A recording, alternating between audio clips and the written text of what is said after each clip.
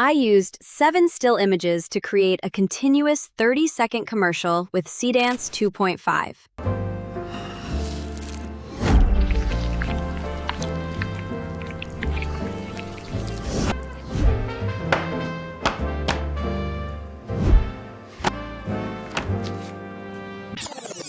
Let's stop right there, for now, because getting those transitions to work took more than 7 good-looking images. My first attempt looked like this. The motion dragged, the transitions never connected, and the whole thing felt more like moving images than a real commercial. Worse, every failed generation cost more credits.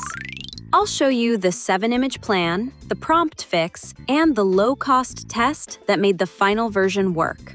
And once we fix the workflow, I'll play the full 30-second ad from beginning to end. I simply told ChatGPT what I wanted to make: a 30-second ad for Bebo, following the transformation from cocoa beans to finished chocolate, with a workflow that stayed approachable for a beginner. Instead of giving it a long technical brief, I asked it to develop one clear product concept and tell me which images I would need for the ad. Next, I asked ChatGPT to turn the image plan into 7 generation-ready prompts, including the recommended dimensions and clear consistency rules for the Bebo product, the chocolatier, and the workshop. ChatGPT had already created a prompt for each image, so I could simply copy them into an AI image generator one by one and generate each visual in sequence. With the 7-image plan ready, I generated one image first to confirm the visual direction. For this project, I used OpenArt for both the image and video stages, so I could keep the entire workflow in one place. If you'd like to follow the same workflow, I'll leave the OpenArt link in the description. The first prompt established the subject, the overall look, and the aspect ratio for the entire sequence. Testing one image first meant I could catch a weak direction before repeating it across all 7. The result matched the look I wanted, so I used it as the visual baseline for the remaining images. From there, I kept the same aspect ratio and consistency rules, and whenever the chocolatier, product, or workshop appeared again, I used an earlier image as a reference. That gave me 7 images that felt like parts of the same commercial, moving from raw cocoa beans to the finished Bebo bar. The first time I tried this, I skipped the analysis completely. I simply uploaded all 7 images, asked ChatGPT to write a Seedance 2.5 prompt, and sent it straight into generation. And this was the result. Most of the video felt like it was moving in slow motion. The transitions barely happened, and several shots didn't connect logically as one continuous process. When I looked back at the prompt, the first problem was obvious. The prompt had repeatedly asked for extremely slow camera moves, slow actions, slow lighting changes, and even slow-moving particles. And then I reinforced all of that with one global instruction, telling Seedance to keep every action slow. So the model was essentially doing exactly what I asked. The second problem was structural. The prompt described what should happen in each shot, but it never gave the actions clear endpoints or explained how one shot should physically lead into the next. So the fix wasn't a longer prompt. Before spending more credits, I needed to assign each image a specific role and build the transitions before generating again. That mistake made one thing clear. Before ChatGPT could write a reliable prompt, it first needed to understand 2 things separately: how Seedance 2.5 handles a multi-image video, and exactly what each reference image was responsible for. I gave ChatGPT several official Seedance 2.5 pages and asked it to study references, shot structure, continuity, and motion.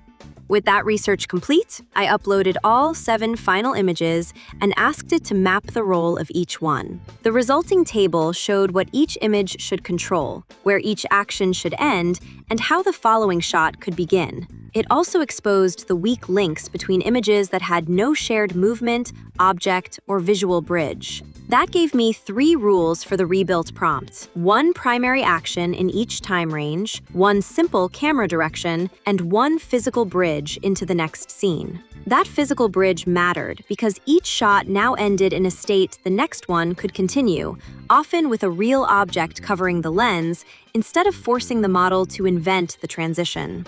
This table wasn't the final prompt. It was a pre-flight check before spending more credits. With the structure in place, I could finally write a production-ready prompt and try the generation again. With the asset mapping complete, I asked ChatGPT to turn the plan into one production-ready Seedance 2.5 prompt. Then I moved to the video section in OpenArt, selected Seedance 2.5, and added all 7 images to visual reference in their intended order. That order matters because every @image label in the prompt points to the corresponding position in the upload list. If the order changes, the model receives the wrong reference for that part of the sequence. Once the images were in place, enabled audio, and selected 480p for this test. At this stage, I wasn't paying for the final resolution. I was checking the motion, timing, and transitions.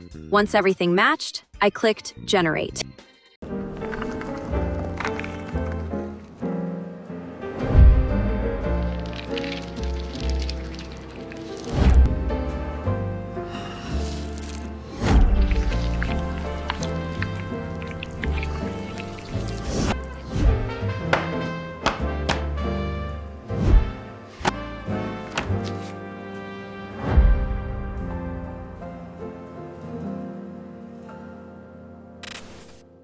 The improvement came from clearer endpoints and physical transitions between the shots. It wasn't a longer prompt, it was a clearer plan. Now, you might be wondering, is 480p really enough? For the final ad, this is where the last step comes in, upscaling only the version that actually worked. Generating a full 30-second video directly at 720p or 1080p can cost 2, 3, or even 4 times as many credits. So here's a more cost-effective approach. Open the finished video and select Upscale. OpenArt gives you options ranging from 720p all the way to 4K. And even the highest option here costs only a little over 200 credits. I upgraded this version to 1080p.